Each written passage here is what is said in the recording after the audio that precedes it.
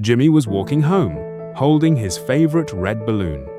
Suddenly, pop! The balloon burst. Jimmy's eyes filled with tears. Nearby, an old balloon seller watched him quietly.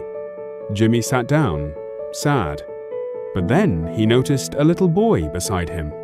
He had no balloon at all. Jimmy looked at his broken balloon. Then, at the boy. He smiled gently. Jimmy took the string and tied a small piece of the balloon and handed it to the boy.